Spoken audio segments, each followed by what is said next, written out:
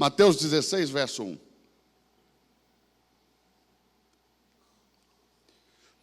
Chegando-se, porém,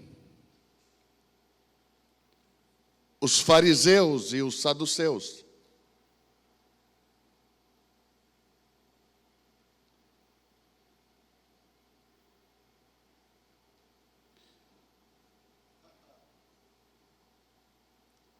para o tentarem,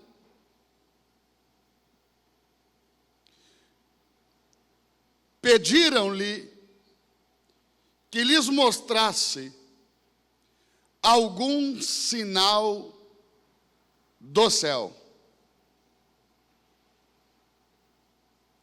Mas ele respondendo disse: quando é chegada a tarde, dizeis, haverá bom tempo. Porque o céu está rubro, e pela manhã dizeis, hoje haverá tempestade, porque o céu está de um vermelho sombrio. Hipócritas, sabeis discernir a face do céu, e não sabeis conhecer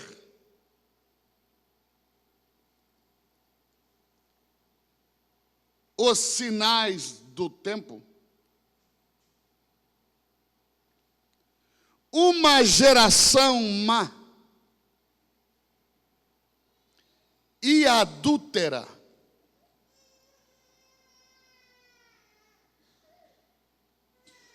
pede um sinal,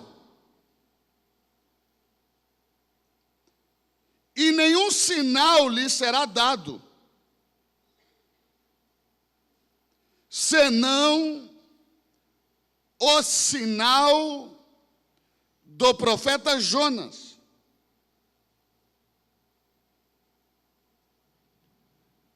Observe isso.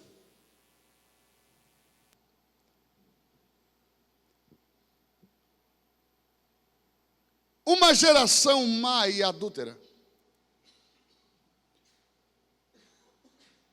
pede a Jesus um sinal do céu. E Jesus responde dizendo que nenhum sinal será dado, senão o sinal do profeta Jonas. Ou seja, haverá apenas um sinal do céu. Será concedido apenas um sinal do céu. Qual é o sinal? O sinal do profeta Jonas. Todos nós conhecemos a história de Jonas, e a maioria dos irmãos poderiam pensar que o sinal do profeta Jonas está relacionado ao grande peixe no qual Jonas passou 3 dias em seu ventre. Mas o sinal do profeta Jonas não tem nada a ver com o grande peixe. O sinal do profeta Jonas está ligado à provável destruição de Nínive pela ira, pela fúria do Altíssimo. Jonas foi enviado para pregar em Nínive. E como todos sabem, ele fugiu. Os motivos que levaram Jonas a fugir é que geralmente são desconhecidos da maioria dos irmãos. Alguns acham que ele fugiu porque era desobediente, e outros acreditam que ele fugiu porque tinha medo e coisas do tipo. Mas a verdade é que Jonas não foi a Nínive. Porque os ninivitas, bárbaros que eram, invadiram as terras do povo de Jonas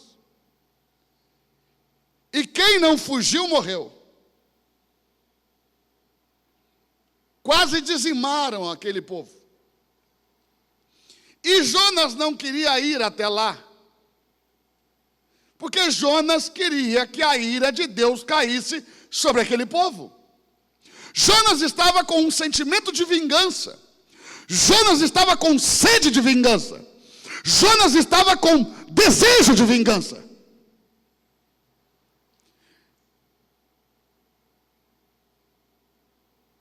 Mas depois do episódio do advento ali do peixe, do grande peixe, depois de ser devolvido à praia, Jonas vai a Nínive. E ele tem da parte de Deus uma ordenança.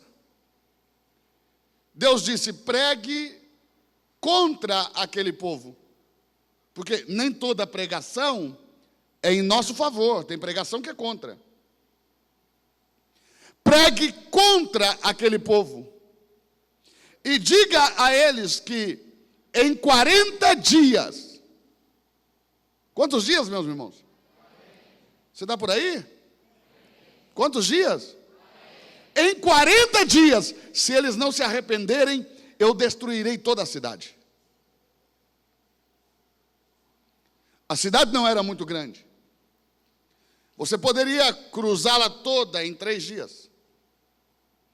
E foi exatamente o que Jonas fez.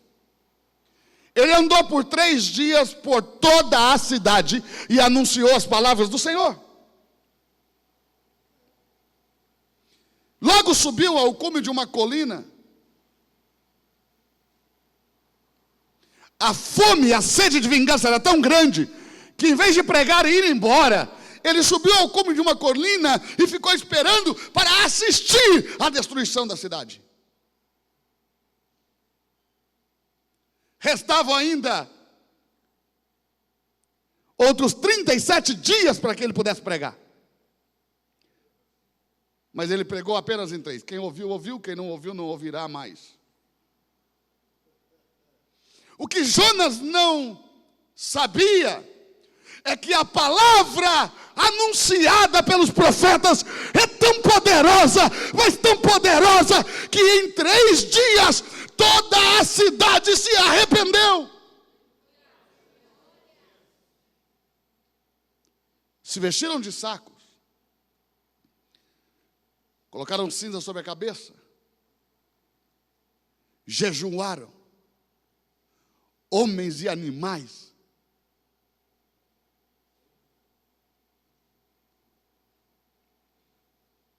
Quando já estava perto do dia anunciado pelo Senhor, Jonas estava no cume da montanha, e o sol era muito forte, e o calor castigava severamente. Jonas tinha construído uma cabana, mas nem a cabana era capaz de ajudá-lo. E quando ele já estava murmurando, numa noite, Deus fez crescer sobre a cabana de Jonas uma aboboreira. E quando o sol brilhou no dia seguinte, a aboboreira fez sombra sobre a cabana, trazendo refrigério, trazendo alívio. Você está por aí? Diga amém. Você está por aí? Diga amém. Levanta a mão, deixa eu profetizar. Deus vai trazer alívio de forma sobrenatural. Deus vai trazer refrigério de forma sobrenatural. Deus vai aliviar a tua dor da noite para o dia, e quando você menos esperar, Deus fará sombra no teu deserto. E Jonas se alegrou e glorificou. Mas quando veio a noite, Deus enviou um pequeno verme. Um vermezinho, um verme. Vou falar de novo. Deus enviou um pequeno verme. Satanás. É assim que Deus o chama. E é assim que Deus diz que você tem que vê-lo, como um pequeno verme. Um pequeno verme sobre o qual você pisará. Vou falar mais uma vez. Deus te deu poder para pisar esse verme. O diabo na sua vida não passa de um pequeno verme.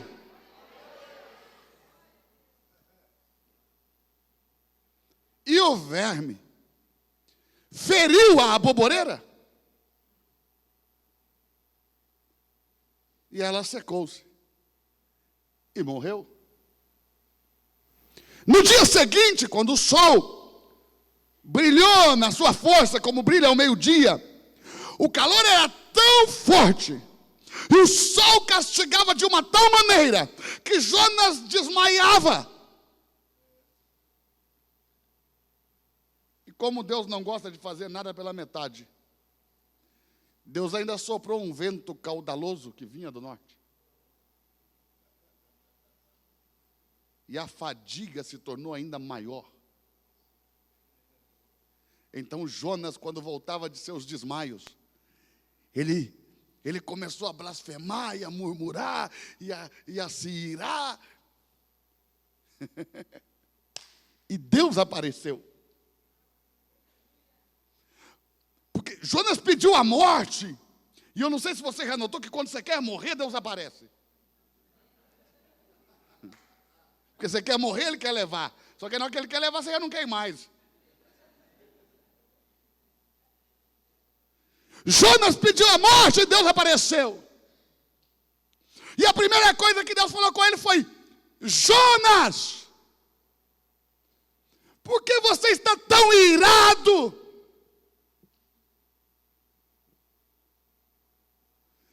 É justo que você esteja irado por causa de uma aboboreira, que em uma noite nasceu, na outra morreu, na qual você não trabalhou? Você não teve trabalho algum para fazê-la nascer ou para fazê-la crescer?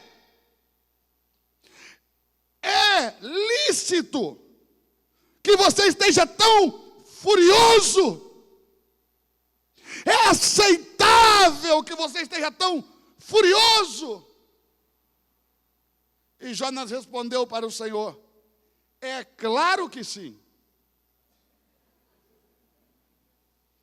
Deus disse: tudo bem. Se você pode ficar assim, por uma aboboreira que numa noite nasceu, na outra morreu, na qual você não trabalhou, não teve trabalho para fazer nascer ou para crescer, por que eu não posso me compadecer das 120 mil almas que estão em Nínive? Que eu fiz nascer, que eu fiz crescer.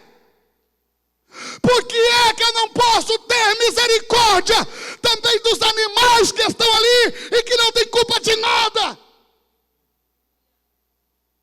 Por que eu não posso ter misericórdia de homens que não sabem a diferença entre a mão direita e a mão esquerda? Jonas olhou para Deus e disse: eu sabia. Por isso eu estava fugindo. Por isso que eu não queria nem vir perder meu tempo. Porque eu já sabia que o Senhor é Deus longânimo, benigno, tardio em irar-se. E muitas e grandes são as tuas misericórdias. Quem pegou o sinal? O sinal foi que quando a aboboreira morreu, a cidade pôde ficar viva. Porque o verme é Satanás, feriu o calcanhar. A aboboreira é Cristo, que morreu no lugar da cidade, porque a cidade trocou de lugar com a aboboreira. Então qual é o sinal do profeta Jonas? E qual é o único sinal que Cristo está dizendo que vai dar? Eu não darei outro sinal do céu, senão o fato de que eu nasci para trocar de lugar com você. E quando eu morrer, você vai poder viver. Você está por aí? Quem está por aí? Balance a mão se você está por aí. Irmão, me ajude a pregar, cutuca um crente aí perto de você e diga assim: Jesus nasceu para trocar de lugar com você.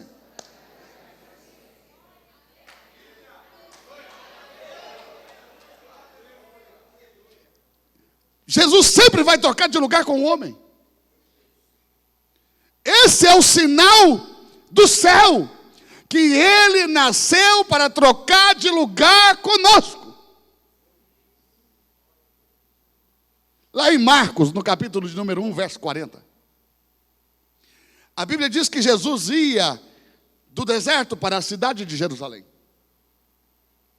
E no caminho entre o deserto e a cidade, afastado da cidade, pelo menos uns 3.000 metros, um leproso se aproximou dele. Os leprosos não podiam entrar na cidade. Aliás, os leprosos não poderiam se aproximar da cidade. Mas um leproso se aproximou dele e disse: se o senhor quiser, podes curar-me. Jesus colocou a mão sobre o leproso e disse: eu quero ser limpo. E imediatamente o leproso foi limpo.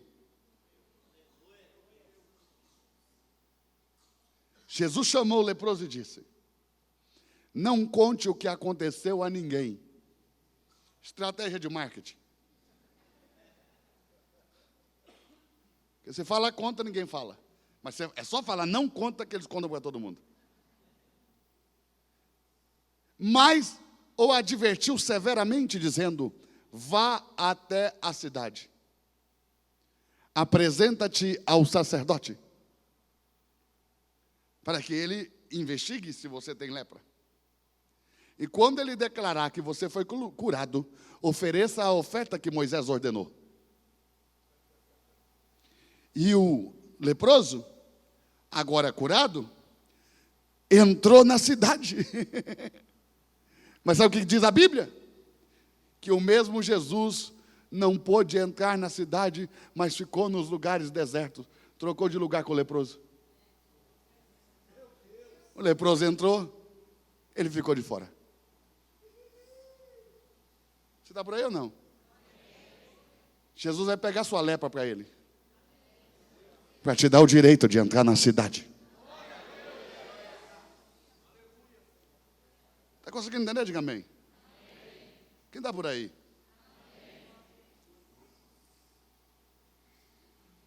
Então, abra sua Bíblia em Isaías, no capítulo 7.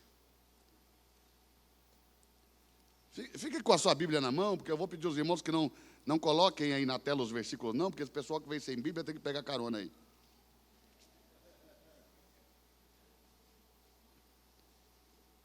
Capítulo 7 de Isaías. Quem está aí? Só quem encontrou, dá um sinal e diga amém. Irmão, espero que você esteja animado, porque eu estou com muita vontade de pregar. Daqui a pouco a gente sai dessa introdução e a gente entra na mensagem, você vai ver como é que vai ser top. Observe isso. Quem está aí? Quem está aí? Verso 14.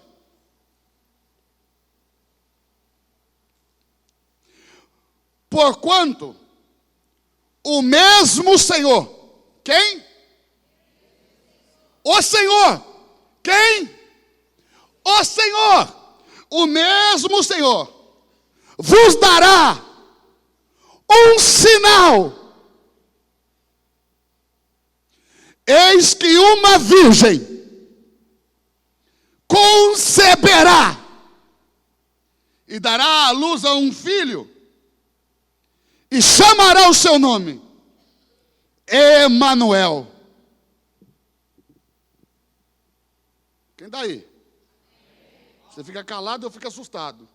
Fala alguma coisa aí para saber que você está vivo. Verso 6, do capítulo 9. Vire a página.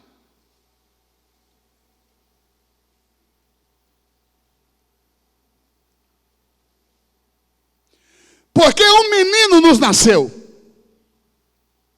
um filho se nos deu, um principado estará sobre o seu ombro, e se chamará o seu nome. Maravilhoso, Conselheiro, Deus forte, Pai da eternidade e Príncipe da paz.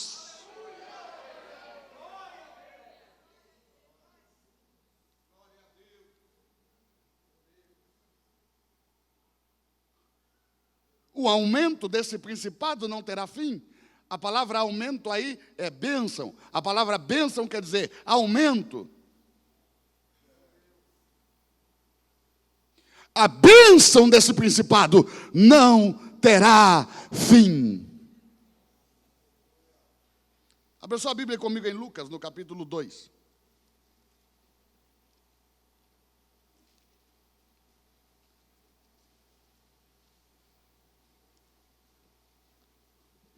Verso de número 8, só quem encontrar dá um sinal e diga amém.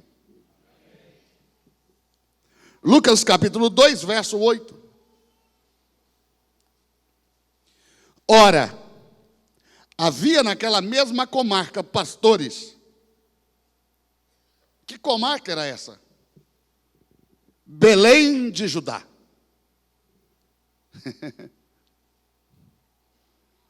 Belém de Judá, que estava nas terras de Azer. Segundo Gênesis 49, Azer é um padeiro. E Belém, Betlehem, casa do pão. E foi lá que nasceu o pão da vida. Você precisa entender que é plano de salvação e não acidente da salvação. Porque a impressão que tenho é que o pessoal acaba pensando que a salvação foi um acidente. Mas a Bíblia diz plano de salvação. Plano. O pão da vida nasceu na casa do pão, pela mão do padeiro. Não foi por acaso. Foi plano. Você está por aí ou não? Por isso que lá em Miqueias, no capítulo 5, o profeta diz: ó Belém de Judá, a mais pequena entre as cidades de Judá, de ti nascerá. Tantas cidades importantes, mas ele não poderia nascer em outro lugar, senão na casa do pão, porque ele é o pão da vida. Havia naquela mesma comarca pastores que estavam no campo, especificamente no campo de Boaz, e guardavam as suas ovelhas durante as vigílias da noite. Observe isso, pastores que estavam no campo. Você está por aí? Fala alguma coisa. Porque lugar de pastor é no campo. Guardavam as suas ovelhas nas vigílias da noite. Irmão, tinham muitos outros pastores, mas estavam dormindo. Esses não. Esses guardavam as ovelhas durante a madrugada, enquanto os outros dormiam, eles guardavam. Então Deus escolheu os melhores pastores. Porque vai nascer o Cordeiro de Deus. E Deus não pode entregar esse cordeiro na mão de qualquer pastor. Então Deus escolheu os melhores pastores. E mandou os pastores ir até lá, para receber o cordeirinho que vai nascer.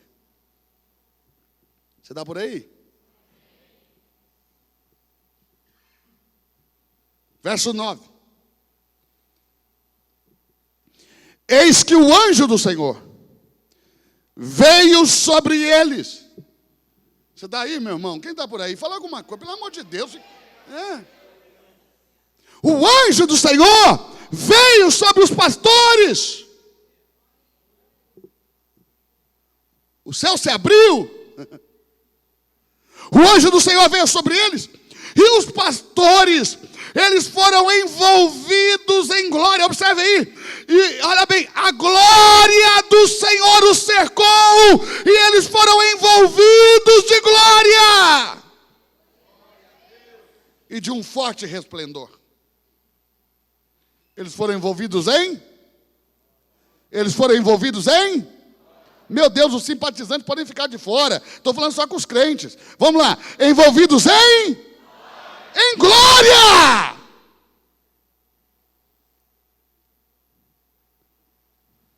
Verso 10. O anjo lhes disse: não temais, não tenham medo, porque eis que vos trago novas de grande alegria, que será também para todo o povo. Pois hoje, na cidade de Davi, em Belém de Judá, vos nasceu o Salvador, que é o Cristo do Senhor. E isto será o sinal. Olha o sinal. Isto vos será por sinal: encontrareis o menino envolto em panos e deitado em uma manjedoura. Meu Deus, diante desse texto eu preciso consertar algo na sua mente. Eu sinto da parte do Espírito Santo que eu preciso ordenar algo no teu coração, porque você cresceu com aquele presépio e aquilo é uma presepada.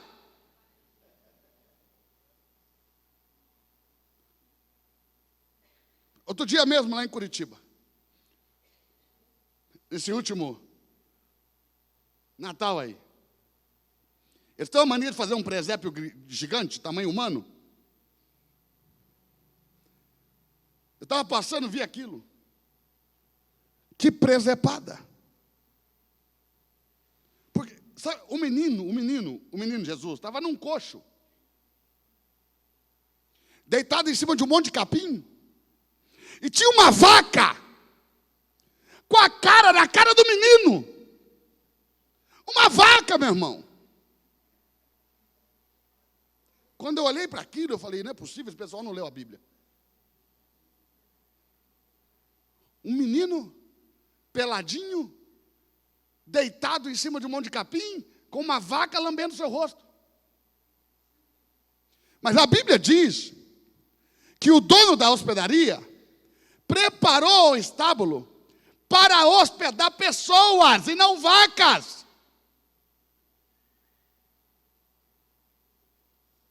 Você está aí, meu irmão?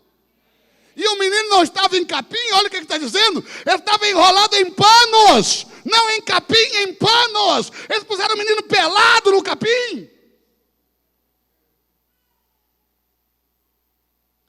E 3 reis magos. A Bíblia nunca disse que era 3. Mas eles colocaram 3 reis made in Paraguai.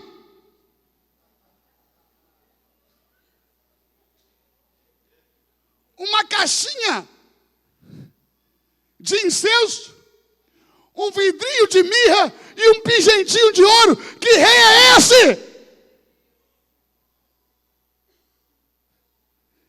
Pega a lista dos presentes que Salomão deu para a rainha de Sabá. Pega a lista dos presentes que a rainha de Sabá deu para Salomão e vai ver como é que um rei dá presente.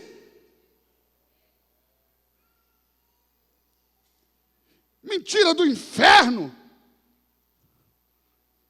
Aqueles reis nunca estiveram lá.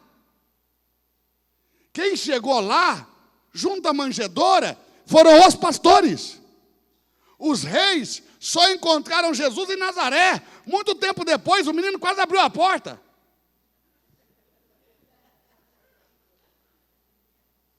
Porque quando os reis chegaram em Nazaré, não em Belém, o menino já tinha 2 anos. Por isso que Herodes, ao fazer o cálculo de quantos anos tinha o menino, mandou matar as crianças de 2 anos para baixo. Porque os reis, ao invés de voltar a ele e anunciar aonde estava o menino, foram embora, fugiram. Herodes não sabia aonde estava o menino, mandou matar todos os de 2 anos para baixo, porque o menino já tinha 2 anos e os reis encontraram ele em Nazaré. Que presepada!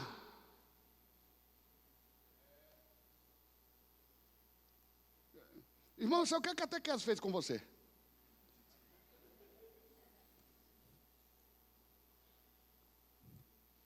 Agora preste atenção. Encontrareis um menino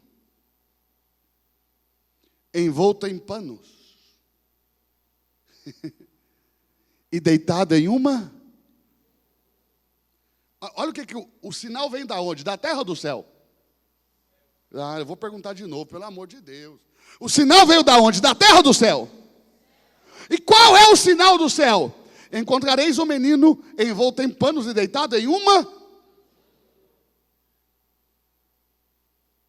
Sabe o que pouca gente sabe? É que toda mulher, quando está para dar à luz, sente dores de parto. Sim ou não? Sim ou não? E fica angustiada com as dores. A Bíblia diz que ela fica angustiada até que nasce a criança. Depois que nasce a criança, ela esquece das dores. Mas até que nasce, ela sente muitas dores. Mas aquela mulher, especificamente, ela sentiu dores que você não pode imaginar. Por quê? Porque o corpo da mulher foi criado por Deus com um dispositivo. Um dispositivo que informa o organismo que ele tem que se preparar para que a mulher dê à luz. Qual é o dispositivo? Quando a mulher tem a primeira relação sexual e rompe o seu ímen, e que ela tem essa primeira relação, o seu organismo recebe uma informação e o corpo dela se prepara para que ela possa dar à luz. Mas essa mulher aqui, isso não aconteceu com ela. Pastor, a medicina ensina isso? Não sei, porque eu não sou médico. Agora, presta atenção. São coisas que a gente percebe. É só perguntar para os homens aqui que eles sabem o que eu estou falando. Ninguém precisa contar para nós. Nós vimos isso. Nossa adolescência toda. Quando as meninas, sabe, elas mudavam um pouquinho o corpo, a gente já logo dizia,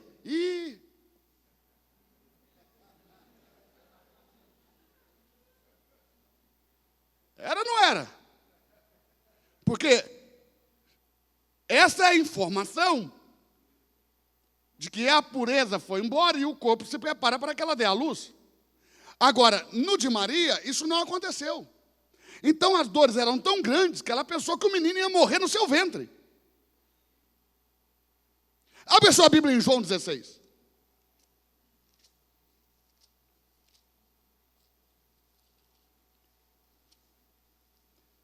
Quem está por aí? João 16, se você encontrar, dá um sinal e diga amém. Verso 21. A mulher, quando está para dar à luz, sente tristeza, porque é chegada a sua hora. Mas depois de ter dado à luz a criança, já não se lembra mais da aflição, pelo prazer de ter nascido um homem no mundo. Falando de Maria, era assim que ela estava. Ela sentia tristeza porque as dores eram muitas. Está conseguindo entender? Diga amém. E ela pensava que a criança não ia resistir. E meu irmão, você não sabe da pior. O diabo, quando viu que o céu se abriu, que os anjos anunciaram para que os pastores fossem lá, o diabo viu que já estava perto do menino nascer, o diabo pegou o endereço e partiu para lá.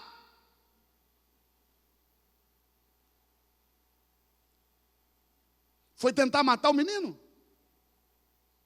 mas quebrou a cara, porque chegou atrasado. Levanta a mão que quer profetizar na sua vida. Na sua vida o diabo sempre vai chegar atrasado, porque na sua vida sempre Deus chegou primeiro. Eu vou falar de novo. Na tua vida Deus chegou primeiro.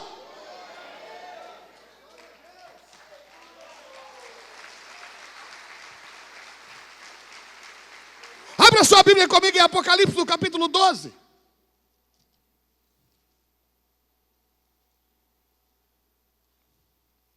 Verso 1. viu-se um grande sinal no céu. Uma mulher vestida de sol, essa é a igreja. Tendo a lua debaixo de seus pés. Por quê? A lua é uma tipologia do Cristo encarnado.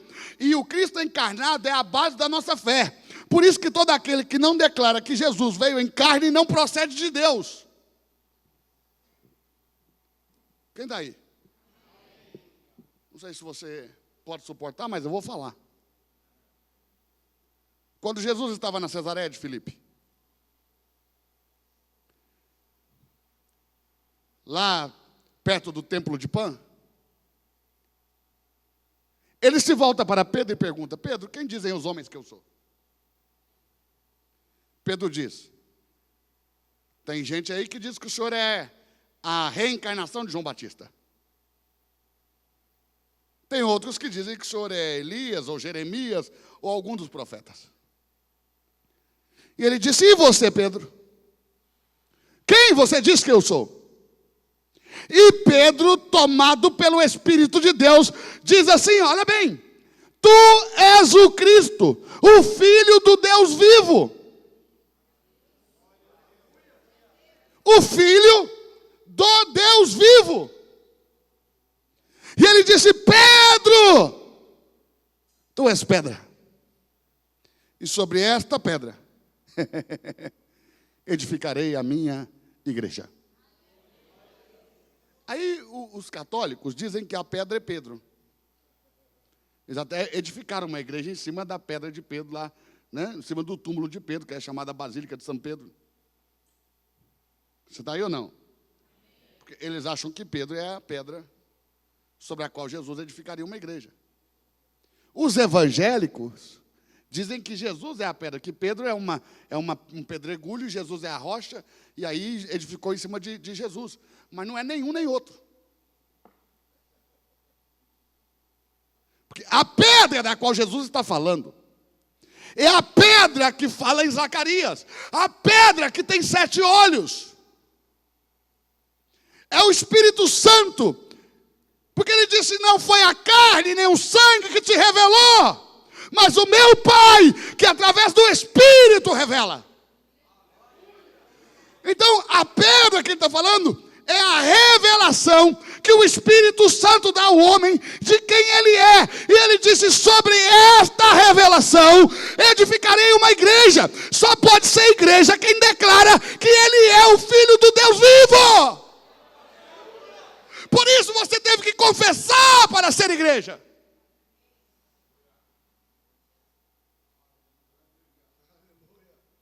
Está por aí, meu irmão?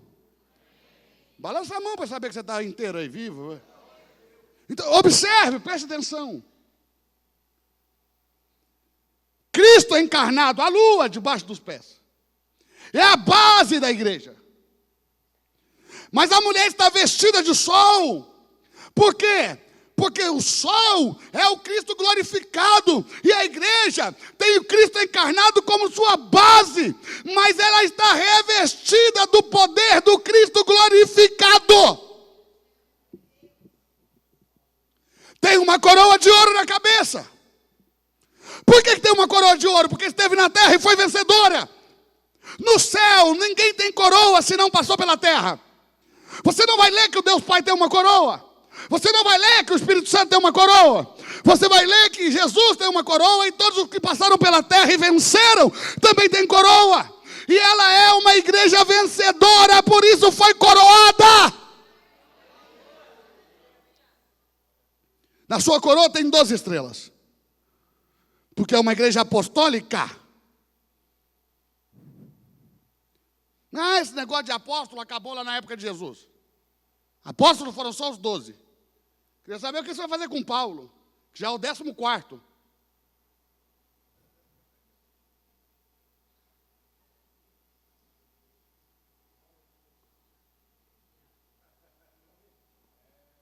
É mais fácil acreditar num sucessor de Pedro do que acreditar que Deus deu à igreja um ministério apostólico e que a igreja é o maior apóstolo que tem sobre a terra.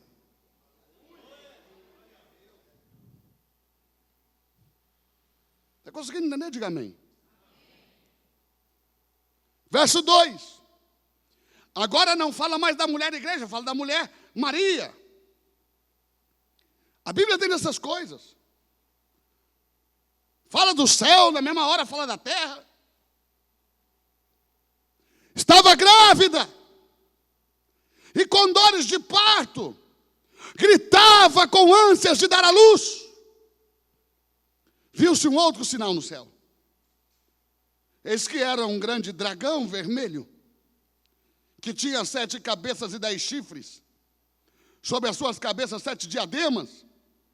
A sua cauda levou após si essa parte das estrelas do céu e as lançou sobre a terra. O dragão parou diante da mulher. É o diabo que caiu com ele dessa parte dos anjos. Parou diante da mulher que estava para dar à luz. Buscando tragar-lhe o filho quando nascesse. Só que quando ele chegou lá... Posso falar? Irmão, posso falar? Quando o dragão chegou lá para tentar matar o menino, o pai do menino já estava lá. Porque quando José saiu para buscar ajuda, enquanto ele sai para buscar água e panos, o pai do menino, o verdadeiro pai do menino desceu lá. E o pai do menino fez o parto e tirou o menino da madre.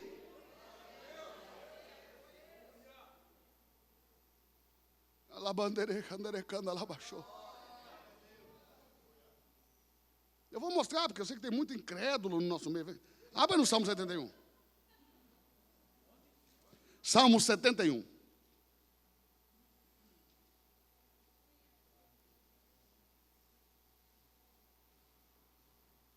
Quem está por aí, diga amém. Salmo 71. Verso 6. Por ti tenho sido sustentado desde o ventre. Tu és aquele que me tiraste das entranhas de minha mãe. O meu louvor será para ti constantemente. Claro, porque ele é da tribo de Judá, é da tribo do louvor. Judá quer dizer louvor. Porque o pessoal acaba pensando que os músicos e os cantores vêm da tribo de Levi, mas de Levi vêm os sacerdotes, os cantores e os músicos, na sua maioria esmagadora, vêm da tribo de Judá. E como ele é de Judá, ele é o louvor. E ele diz, o meu louvor será para ti, que me tiraste das entranhas de minha mãe. Quem está por aí? Abre sua Bíblia no Salmo 22.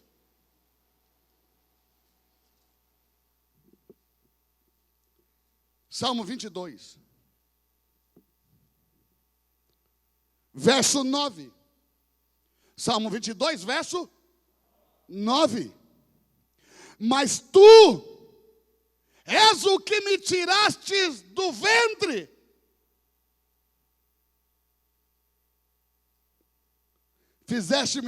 Fizeste-me confiar, estando aos seios de minha mãe.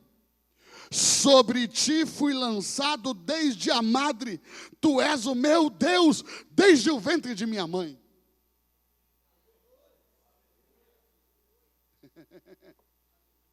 Está aí. Quem fez o parto foi o pai. E qual foi o sinal que o pai deixou? Envolveu o menino em panos e deixou na manjedoura. Esse é o sinal do céu. Quem fez isso foi o céu. Não foi a mulher que levantou e pôs ele lá. Foi o pai que pôs ele lá. Por isso ele disse, esse é o sinal do céu. O anjo disse, esse é o sinal do céu. O pai envolveu o menino em um pano e deixou na manjedoura.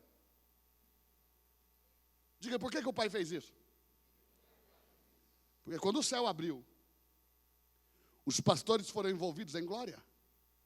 E quem é que estava na glória? Era o filho. Mas agora que o filho nasceu, ele trocou de lugar com os pastores. Ele deu a glória dele para os pastores e pegou os panos dos pastores para ele. Vou falar de novo.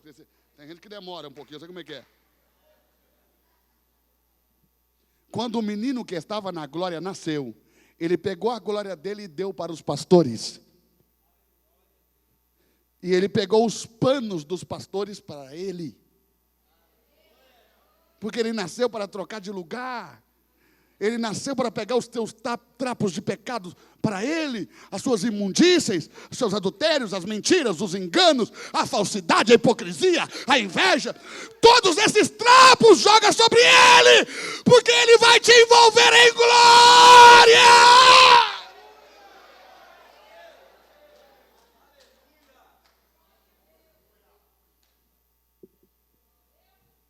Andui candere halabashore candalabashai.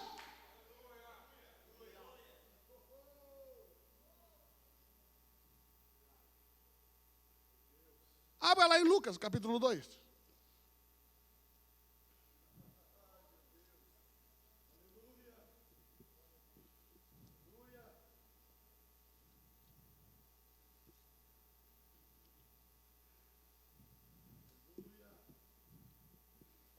Verso 9. Eis que o anjo do Senhor veio sobre eles, e a glória do Senhor os cercou, os envolveu. Olha o verso 12. Isto será o sinal.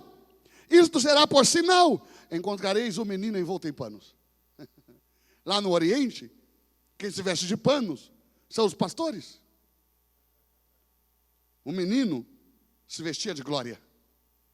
Ele deu a glória dele para os pastores e pegou os panos dos pastores para ele.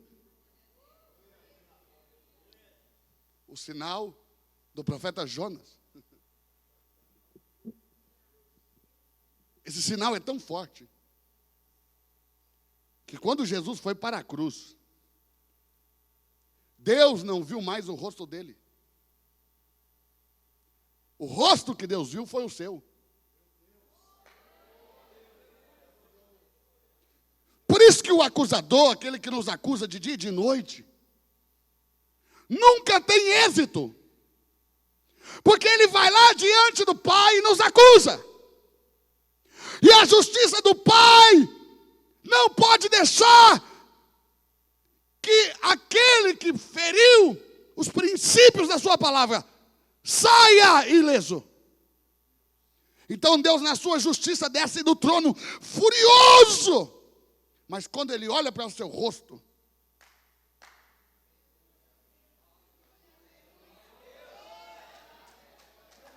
quando ele olha para o seu rosto, ele diz para o diabo: ele fez tudo o que você disse. Você está certo. Dá para ver as vestes manchadas com o pecado. Então o diabo diz: e aí? O senhor não vai fazer nada? Não tem como. Porque eu não tenho nenhum problema com a memória, eu já matei ele. Eu já matei ela, eu reconheço pelo rosto. A troca de lugar foi tão poderosa que quando Jesus morreu, você morreu com ele.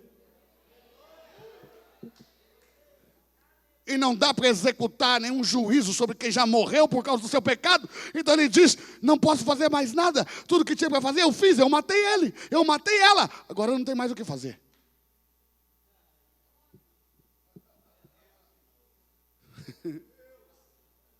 O diabo: olha direito, você tem certeza que ela está viva? Não, já matei. Faz uns 2000 anos aí. Já matei.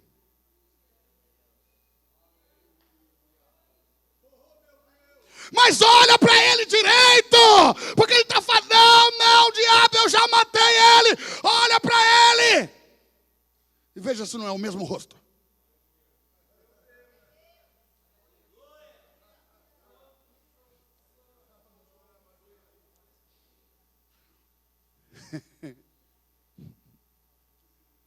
Na verdade, Satanás, eu vou precisar abençoá-los.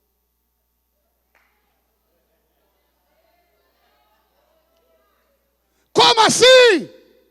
É porque eles morreram e ressuscitaram. E se ressuscitaram, é porque nenhuma culpa se achou neles.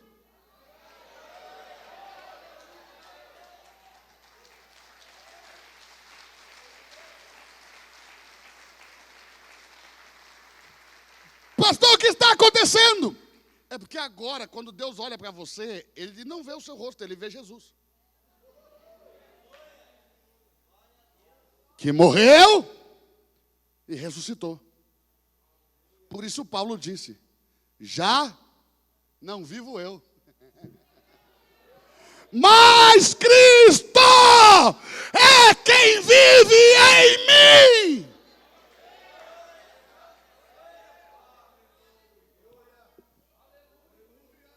La bandere hana basho. Ariandere kandala basuriandele haba. Sharabi andere kandala bandore kandala basurianda. Iriasto nubiandere kandere kando hodere kandala basho. Arabantu ki estniah nuh na. Arabantu ki astoruhandere kandala basurianda. Arabante ki stiasto nuruhandere kando handere kandala basurianda.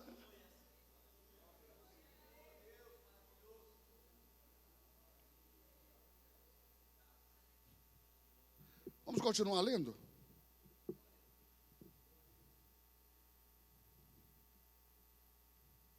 Verso 21. Quando os 8 dias foram cumpridos, que 8 dias são esses?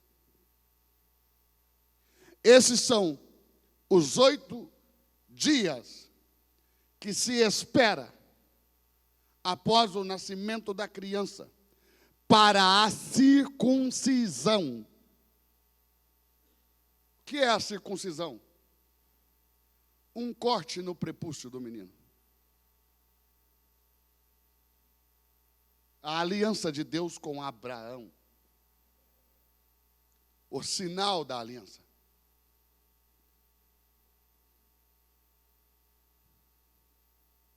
Agora, não se circuncida mais o prepúcio. Pelo contrário, se circuncida o corpo inteiro. Mas ninguém chega diante de Deus sem a circuncisão. Porque a circuncisão é a aliança. Ainda há necessidade de circuncidar. Mas agora não só homens e mulheres. Por isso que Paulo escreve que a circuncisão de Cristo é a aliança aperfeiçoada. A circuncisão de Cristo é o despojamento do corpo do pecado. Deus vai te circuncidar, rasgando o corpo do pecado e te dando um novo corpo em glória.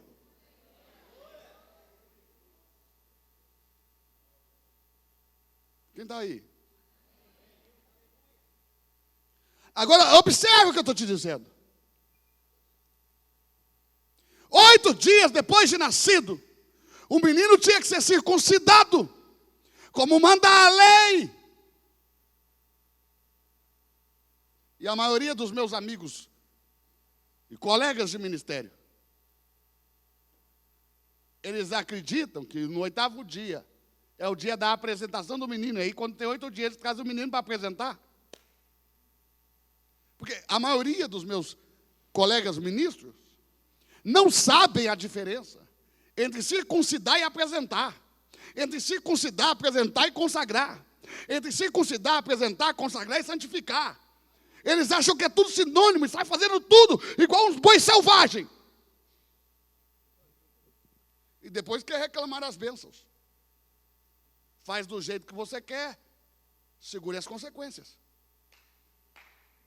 Faça como está na Bíblia. E vai acontecer da maneira que Deus disse.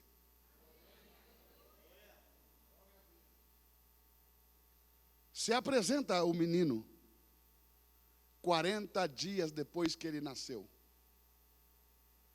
Se for menina, 80 dias após o nascimento. Nunca antes. O menino nunca antes dos 40 dias. A menina nunca antes de 80 dias. Quem está por aí? E quando se apresenta a criança, se cumpre a lei. Porque não existe nenhum texto no Novo Testamento que te ordene trazer crianças ao altar para serem apresentadas. Não tem.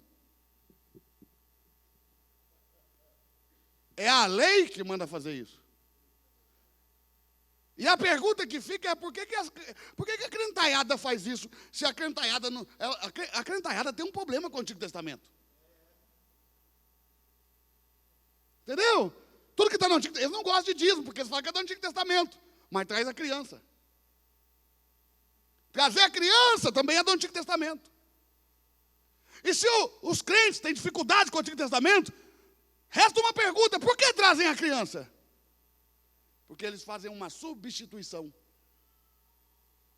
Na verdade, eles não querem viver o princípio de apresentar a criança como a Bíblia ensina. Na verdade, eles estão querendo não passar em branco o fato deles não poderem mais batizar suas crianças. Falei? Tem gente que é tão cara de pau, que fala para o pastor, dá para eu levar minha família no altar, mas é os dindos.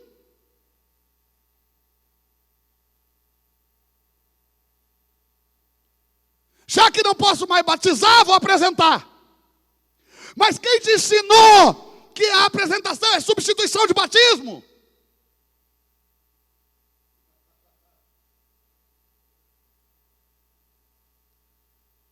Ainda traz os padrinhos.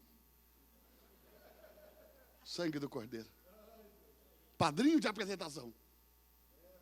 Está querendo batizar, mas não pode. Então substitui. Mas é só para cumprir um rito religioso. Como era no passado. Porque no passado eles batizavam, escolhiam um homem ou uma mulher para serem os padrinhos ou pais substitutos. O que a Bíblia nunca ensinou. E uma furada também, porque nunca vi padrinho nenhum tomar conta de ninguém quando precisou.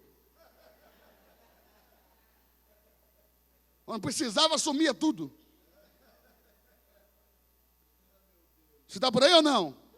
Por quê? Porque eles sabem que eles não levam aquilo a sério, apenas cumprem um rito.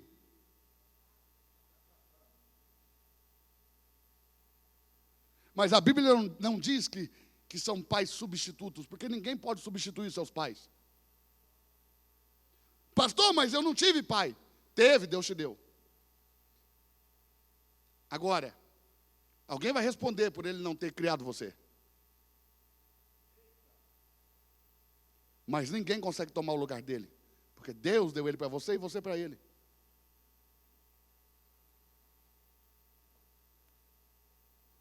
Pastor, eu não concordo, é seu direito. Preste atenção. A Bíblia ensina que são pais proféticos. Não substitutivos, proféticos.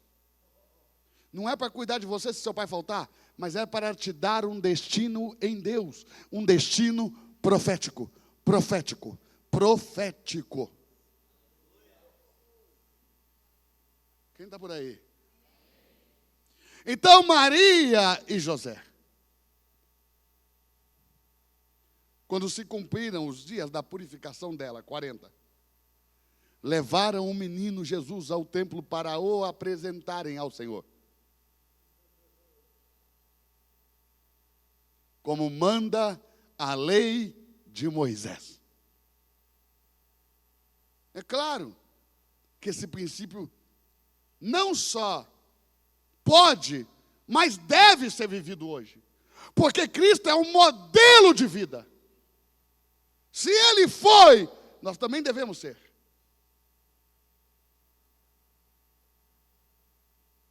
Está conseguindo entender? Diga amém. Agora entenda. Maria levou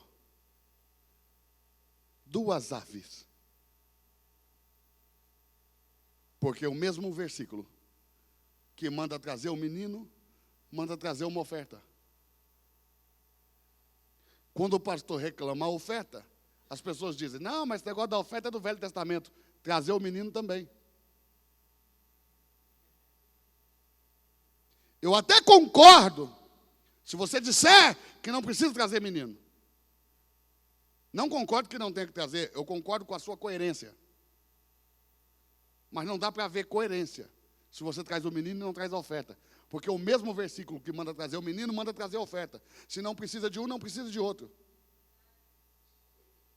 Se não precisa da oferta, também não precisa do menino. Você tem que ter, no mínimo, coerência. Se precisa trazer o menino, precisa trazer também a oferta. Vê como é que acorda? É assim mesmo.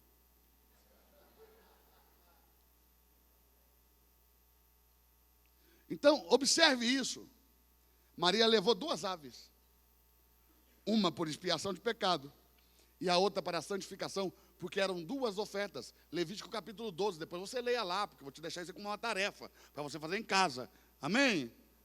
Sei que você está acostumado com aquela escola bíblica de antigamente, que você tinha uma revistinha já com a resposta, que eu sei como é que você era.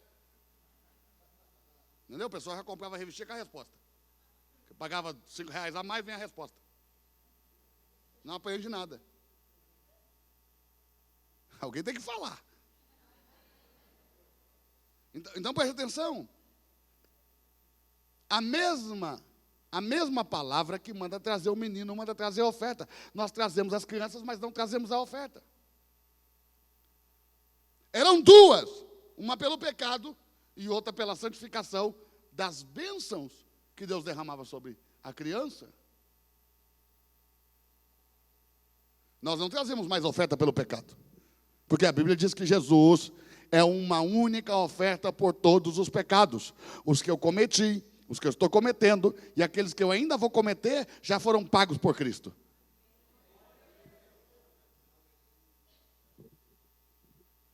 Outro dia eu fui num lugar, falei isso, o cara falou assim: ai, pastor, quer dizer que eu posso viver pecando? Eu falei: você já vive, meu irmão, cara de pau.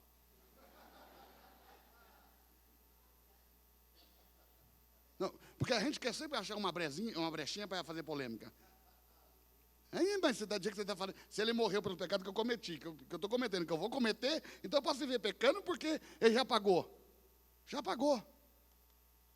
Você não deveria viver pecando, porque você deveria valorizar o que ele fez. Você deveria ser grato pelo que ele fez. Você deveria entender o amor que ele dispensou sobre você quando fez. Agora, você vive pecando, porque você não sabe nem o que é pecado. Se ofendeu. Era pastor, se ofendeu. E eu falei: não sabe. Diga para mim os 10 mandamentos. Embananou, saiu 8. Dei a Bíblia na mão dele. Lendo a Bíblia, achou 8. Eu falei: como? Você não sabe nem o que é pecado, rapaz. São 613 mandamentos, você não lembra nem dos 10 das pedras. Você vive pecando até porque você não sabe o que pode e o que não pode.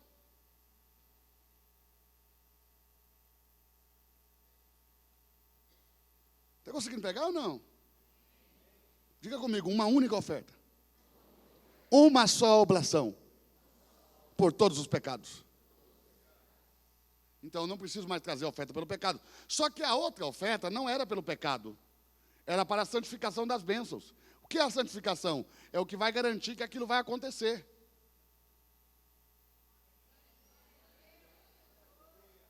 Porque tudo que é santificado se torna eterno. Tudo que é santificado não pode se perder. Tudo que é santificado com uma oferta, ainda que morra, deve voltar a viver. Foi por isso que Jesus disse: todo aquele que crê em mim, ainda que morra, tornará a viver. Ele não inventou doutrina, não. Ele está explicando a doutrina. Ele diz: todo aquele que crê em mim, tornará a viver. Ainda que morra, tornará a viver. Por quê? Porque ele disse: eu sou a oferta que te santifica.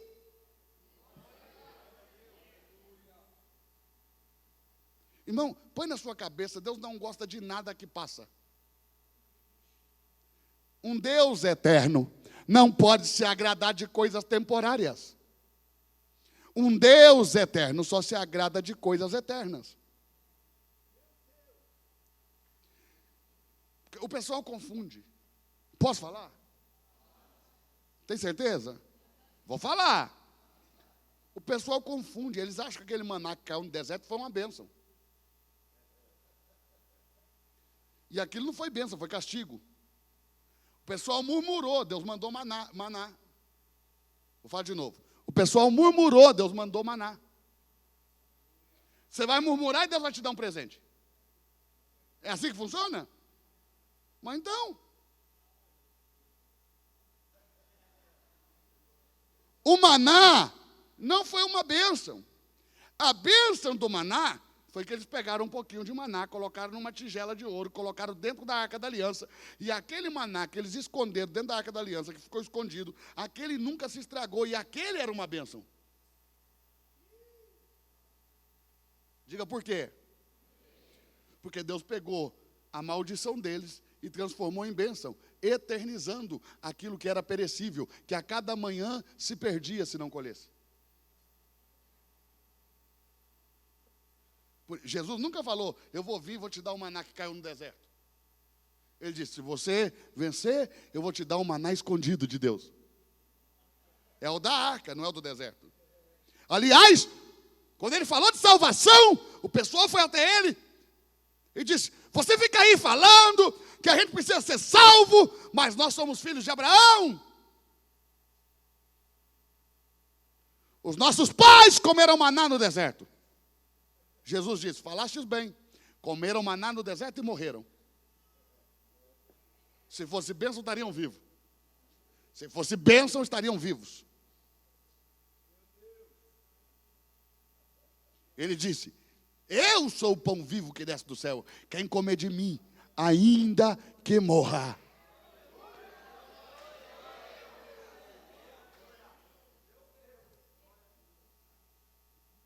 Quem está conseguindo entender? Irmão, a primeira coisa que Deus fez com você, quando se apaixonou por você, foi te convidar para ser esposa dele. Quando você aceitou, ele te eternizou. Não é possível. Irmão, quando você disse sim para ele, a primeira coisa que ele fez em você foi colocar o Espírito dele em você, para que você vivesse para sempre, porque um Deus eterno não se agrada de coisas temporárias. Um Deus eterno só se agrada daquilo que também é eterno. E a primeira coisa que ele fez com você, quando você falou sim para ele, foi te eternizar.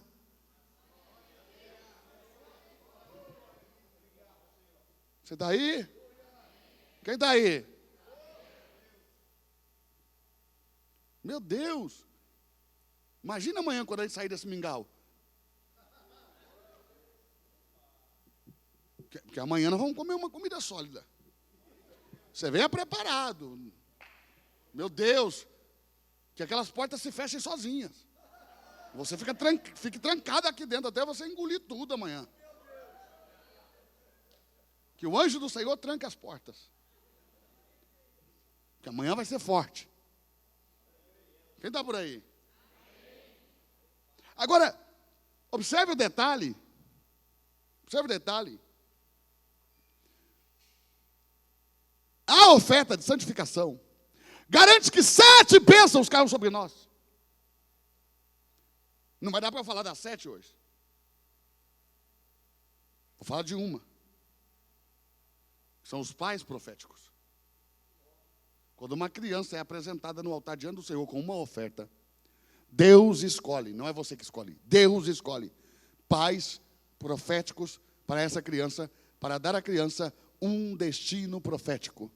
No caso de Jesus, Deus levantou Simeão e Ana. Você está aí? É daí que nascem os padrinhos da Igreja Católica, na tradição católica, mas tudo invertido, porque quem escolhe é Deus, não somos nós. Não é substitutivo, é profético. O pessoal lá embanando um pouquinho, né? Por isso que você está aqui.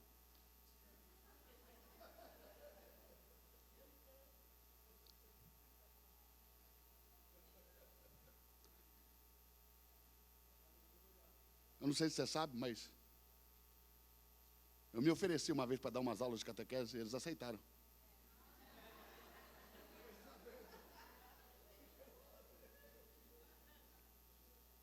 Fiquei quase um ano. Quando chegou na Eucaristia, o povo foi tudo lá falar com o padre, aí o padre veio falar comigo. Você é evangélico, né? Eu falei, pastor.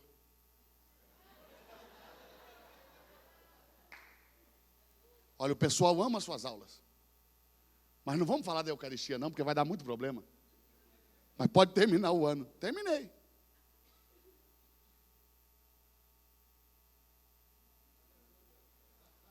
Mas lá estava escrito, precisa de catequista.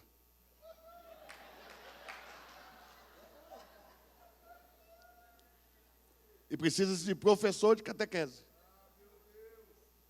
Estava aberto para o povo fazer matrícula para ser aluno e estava precisando de professor. Aí o professor tinha que responder 10 questõezinhas, né? 10.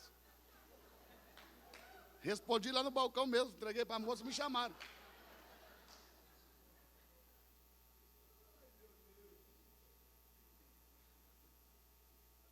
De frente a essa igreja lá em Belo Horizonte tem uma igreja metodista. No meio do curso, eu falei para o pastor emprestar a igreja. Nós entramos, fomos lá no batistério lá e mergulhei todo mundo. Você vai achar incrível, mergulhei até o pastor, porque o pastor também tinha sido com a aguinha na cabeça.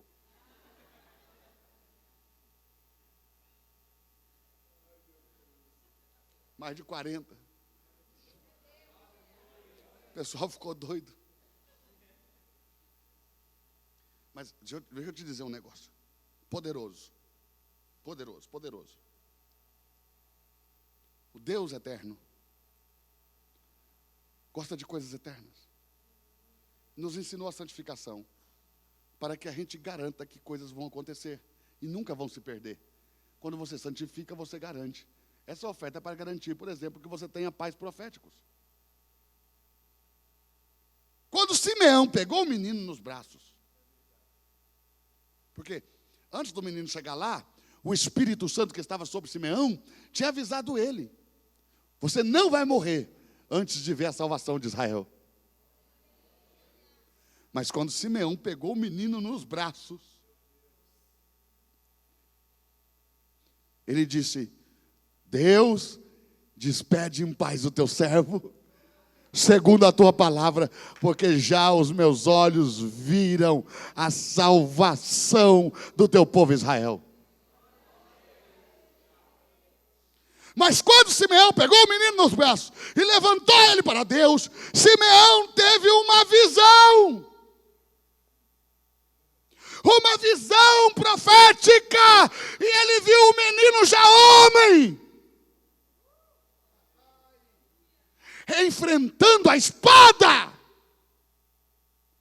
E Simeão viu Adão sendo expulso do jardim do Éden.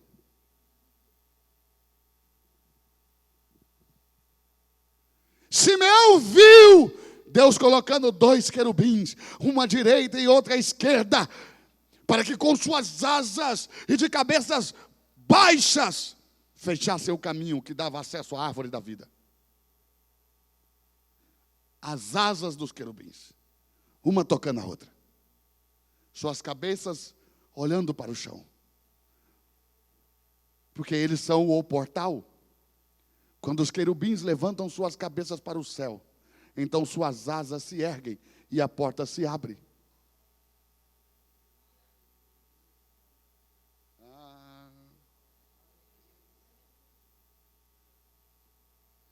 Lá em Gênesis, no capítulo 3,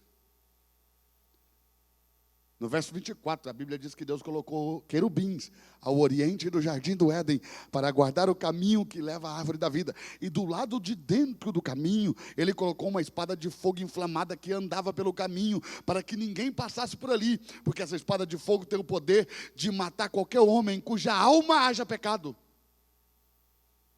Se passar pelo querubim, ainda tem que enfrentar a espada. Você está aí ou não? Quando Simeão pegou o menino, Simeão teve essa visão. Ele viu o menino chegando lá no céu, para abrir a porta que Adão fechou. Só que quem morre e ressuscita, não ressuscita glorificado. Tem esse probleminha. Esse detalhe na doutrina. É um detalhe da doutrina, mas é um detalhe importante. Quem está aí? Ninguém que morre ressuscita glorificado. Todo aquele que morre ressuscita imortalizado. Quem pegou? Por isso que na tipologia bíblica, lá atrás no Gênesis, Quando Jacó morre, lá no capítulo 50, Jacó morre, certo? E José manda que os médicos do Egito embalsamem seu pai. Embalsamar fala de quê? De preservar. Embalsamar é uma tipologia da imortalização.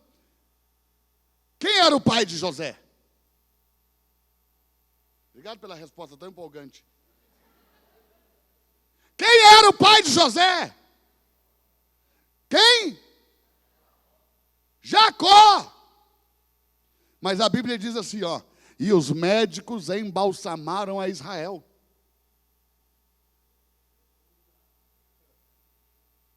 Por quê? Porque Deus nunca vai imortalizar o velho homem, só o novo. Ah, não. Deus nunca vai eternizar o velho homem. Deus só pode eternizar o novo homem. Você está aí? E aí a Bíblia diz que eles tiveram que esperar 40 dias para levá-lo até Maquipela, que é uma tipologia do céu, onde estava Abraão e Sara, onde estava Isaac e Rebeca. Aonde ele mesmo, Jacó, já tinha sepultado a Lia.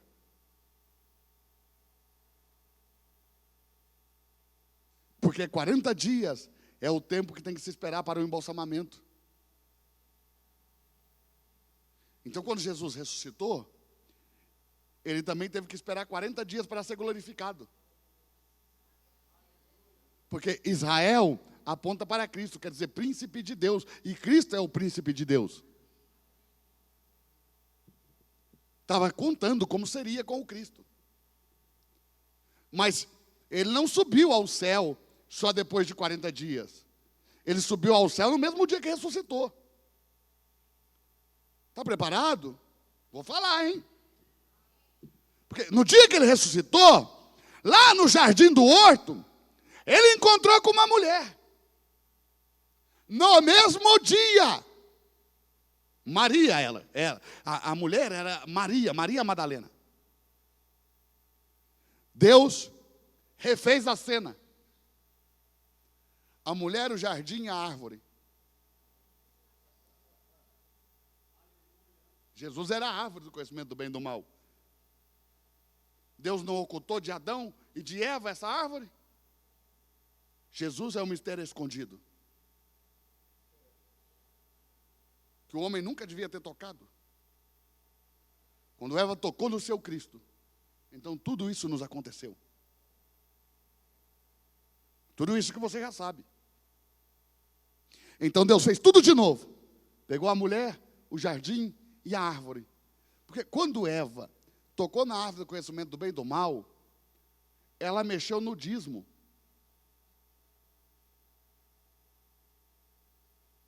Olha a cara, já fica todo mundo parado. Mas o dízimo? É o dízimo. Porque, observe, Deus fez brotar as árvores no jardim, sim ou não? E o fruto das árvores do jardim, Deus disse a Adão, te será por mantimento. Então, os frutos das árvores eram mantimentos para Adão, sim ou não? Sim ou não? Era a provisão, sim ou não? Mas no meio da provisão do homem, tinha algo que ele não podia comer, porque Deus reservou para si. Mas estava no meio da provisão do homem. O nome era árvore do conhecimento do bem e do mal. Hoje o nome é dízimo, mas o princípio é o mesmo. No meio da sua provisão, tem algo que você não pode comer, porque Deus reservou para si. Quando ela tocou na árvore, ela roubou o dízimo. E Deus não vai poder deixar isso dessa maneira. Então Deus dá uma outra oportunidade. Põe a mulher de novo, põe o jardim de novo, põe a árvore de novo. Só que agora a árvore não é só dízimo. A árvore agora é dízimo e também primícia. Quando ela viu que era ele, ela já levantou a mão e foi para tocá-lo. Só que dessa vez a árvore falou: não me toques, porque ainda não fui para o meu pai.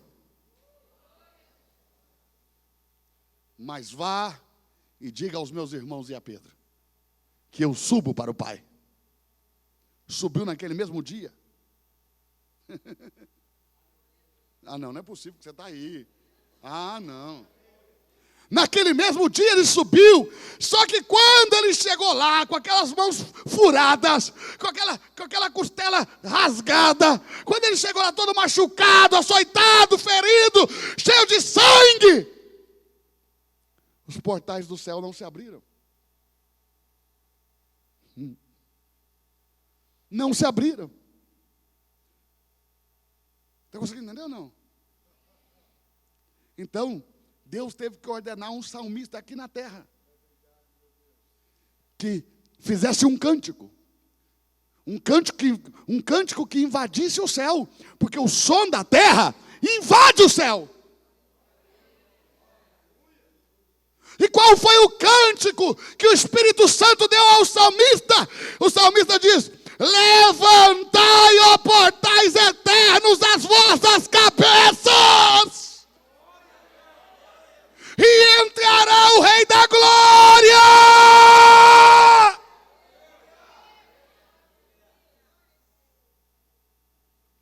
Os anjos olharam para aquilo, ficaram tão assustados que voaram para o trono, para procurar o único Rei da Glória que eles conheciam, o que estava sentado no trono. João viu isso. Em Apocalipse capítulo 5, João diz: ao redor do trono, milhares e milhares e milhões de anjos, procurando o Rei da Glória. Aí eles olharam lá, o Rei da Glória está lá sentado, não saiu do lugar. Então eles perguntaram: quem é este Rei da Glória? E de novo o som do salmista rompeu o céu. E o salmista disse: Ele é o Senhor de todos os exércitos. Ele é o Deus forte. Ele é o Rei da Glória. Os anjos ouviram, mas não creram. E não creram e não abriram o portal. Os querubins continuaram com suas cabeças para baixo. Por quê? Por causa da maneira que ele chegou. Como diz a Bíblia, eles disseram, quando ele foi chegando, eles viram. E eles disseram assim: quem é este que vem de Edom, saltando pelos montes, com a roupa salpicada de sangue? O que Jesus respondeu? Eu sou. Sozinho pisei o lagar das uvas. Ninguém houve que me ajudasse. Uma serpente feriu o meu calcanhar, mas eu esmaguei a cabeça da serpente.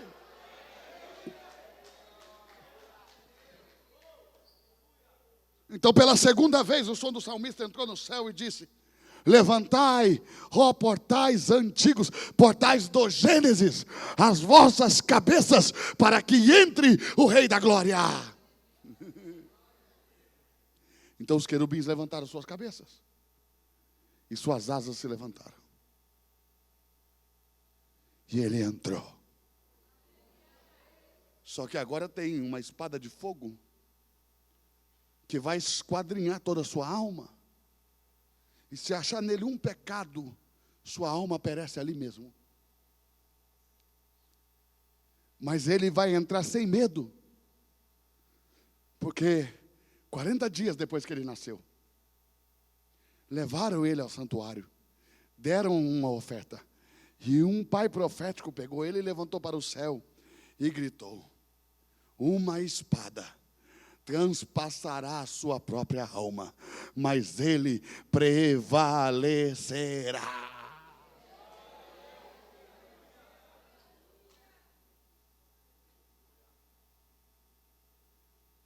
Ele não só venceu a espada, mas pegou para ele.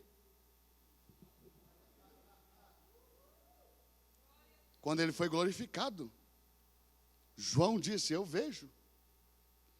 Agora ele veio montado em um cavalo branco. Sua roupa é branca e de linho puro, salpicada de sangue. Foi para outra batalha. Olha o que ele diz: na sua coxa direita está escrito Rei de Reis, Senhor de Senhores, e uma espada de fogo sai da sua boca. Porque a palavra dele prova a nossa alma. Recebei com mansidão a palavra em voz enxertada, a qual é poderosa para salvar as vossas almas.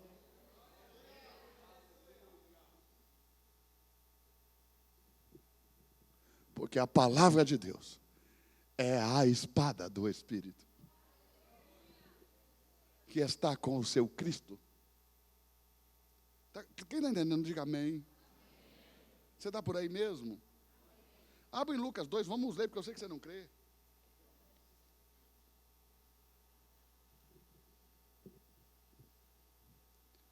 Verso 22, eu estou terminando.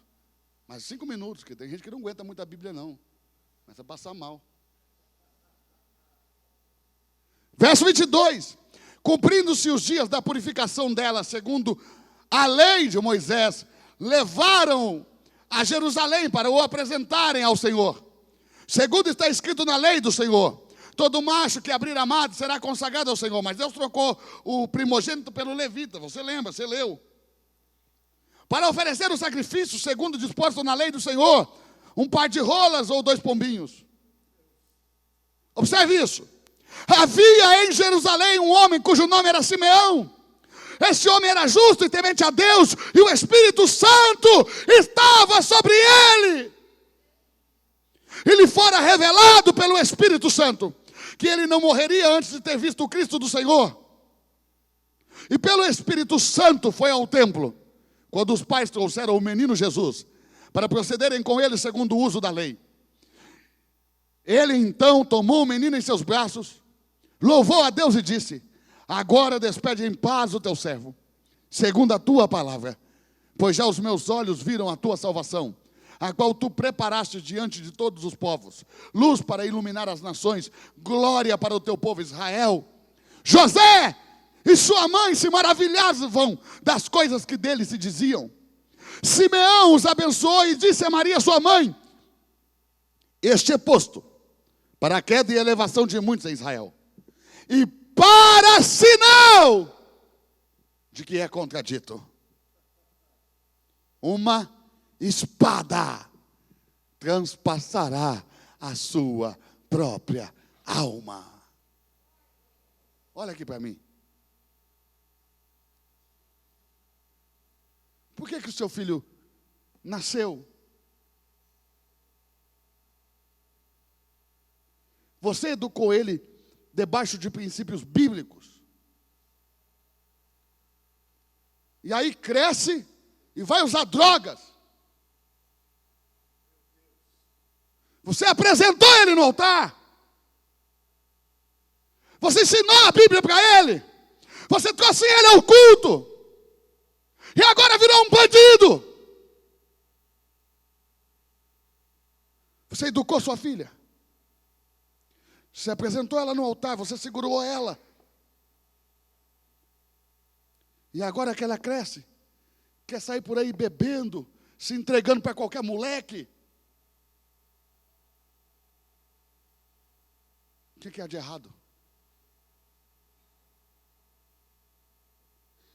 Você trouxe a criança, mas não trouxe a oferta.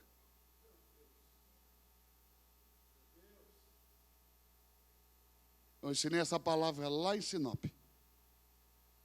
numa igreja muito grande de um pastor muito amigo meu. O filho dele estava desviado. Ele mandou lá para a Austrália, lá para o Rio Song, voltou, desviou. Não quer saber mais de igreja, não quer saber mais de Jesus, não quer saber mais de nada.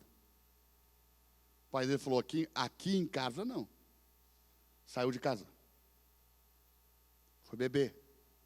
Foi usar drogas. Se envolveu lá com uma namorada doida, envergonhando a todo mundo. Porque o pai é a integridade em pessoa. Tem programa na TV. Qualquer coisa que ele fazia, todo mundo ficava sabendo. O pai tem uma igreja sensacional, está referência para o país inteiro. no interior do Mato Grosso. Ele construiu uma igreja só para crianças. Tem um projeto tremendo lá, de robótica com crianças, filhos dos outros. Fez um projeto com a Lego Robótica para desenvolver o intelecto de crianças, filhos de outros. Ele cuida dos filhos dos outros, mas o filho dele não estava mais na igreja. Ele disse para mim: pastor, eu administro uma fortuna em dízimos. Tem essa igreja que você está vendo, tenho todo esse sucesso ministerial, porque ele tem o sucesso que todo pastor queria ter no ministério. Ele disse: eu só tenho uma coisa que entristece meu coração: meu filho não está na igreja. Eu disse para ele: só apresentou ele? Claro que apresentei. Trouxe a oferta? Não, que oferta? Quando você apresenta a criança, tem que ter uma oferta. O pastor disse: ninguém me ensinou isso, eu sou batista. Os batistas não ensinam isso? Eu disse: a Bíblia vale para todo mundo. A Bíblia não isenta A, B ou C. Ele falou assim: você sabe que nós não somos ensinados a crer assim, mas eu creio em você, porque eu sei que você é um profeta de Deus, eu acredito nas suas palavras, e porque você está falando, eu vou fazer. Ele pegou um valor específico por cada ano de vida do menino. E ele deu um valor por cada ano de vida. O menino tinha 22 anos, ele deu um valor por cada um desses anos. Ele entregou a oferta no gasofilácio lá. Mas antes ele pegou a oferta, colocou na minha mão e disse: vamos orar, você é minha testemunha, que eu vou fazer, porque você está dizendo. Oramos. Ele entregou a oferta a Deus, lá no altar do Senhor. Foi num domingo à noite. Acabava uma campanha de uma semana que teve na igreja dele. No outro dia, ele e a esposa iam para Florianópolis para descansar, e eu voltava para casa, para Balneário Camboriú. No aeroporto, ele recebeu uma ligação. O filho foi preso. Bateu na namorada. Maria da Penha foi preso. Ele conhece a mãe do menino, viu? Sabia que ela não ia aguentar mexer com isso. Falou: vai para Florianópolis, vai descansar que eu vou cuidar disso. Imagina a mãe ver o filho preso. Filho que eles criaram na igreja. Foi lá, promotor da igreja dele. O juiz é amigo dele. Mas o pastor não mexeu um dedo, porque ele entendeu: eu dei uma oferta ontem, hoje isso acontece, é Deus.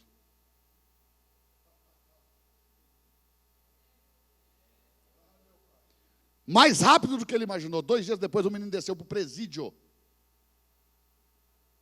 Ele, o pai, pastor, foi ver o filho no presídio, algemado, com roupa de presidiário, olhando para o chão. Foi levado até numa salinha para falar com o pai.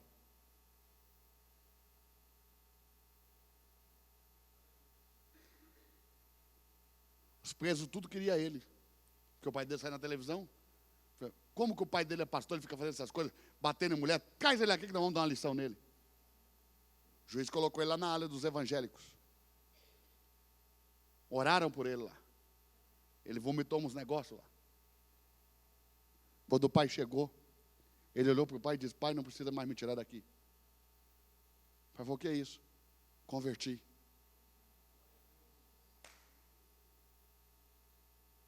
O pai falou assim: pastor Eduardo, pai conhece filho. Quando eu olhei para o olho dele, eu vi que não era mais a mesma pessoa.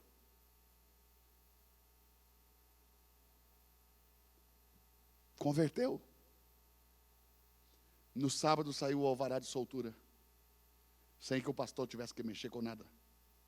O pai buscou ele. E ele disse: me dá só uma chance de servir a Deus, porque eu sei que eu fui chamado. Me deixa ficar perto do Senhor o tempo todo. Para onde o Senhor for, eu quero ir. No domingo seguinte, 7 dias depois, exatos 7 dias depois, o menino estava de joelhos sobre o altar da igreja, na frente de mais de 2.000 pessoas, pedindo perdão para a igreja, dizendo: eu envergonhei a Deus, eu envergonhei meu pai, eu envergonhei a igreja, eu peço que vocês me perdoem e que me deem só uma chance. Toda a igreja conhece esse menino. Toda a igreja conhece esse menino. E sabe que ele não é de muita conversa. E nem de jogar palavras fora. Quando ele pediu uma chance, a igreja inteira ficou em pé e começou a aplaudir a Deus. O menino está de novo na igreja. Depois de alguns anos desviado. Anos desviado.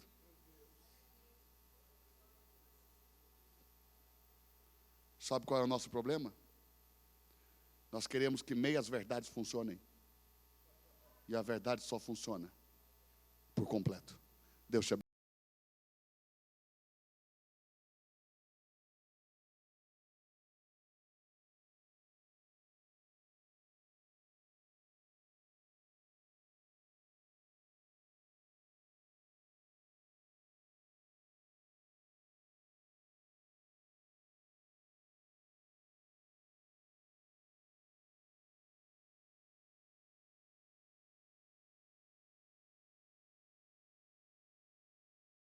Muito amado.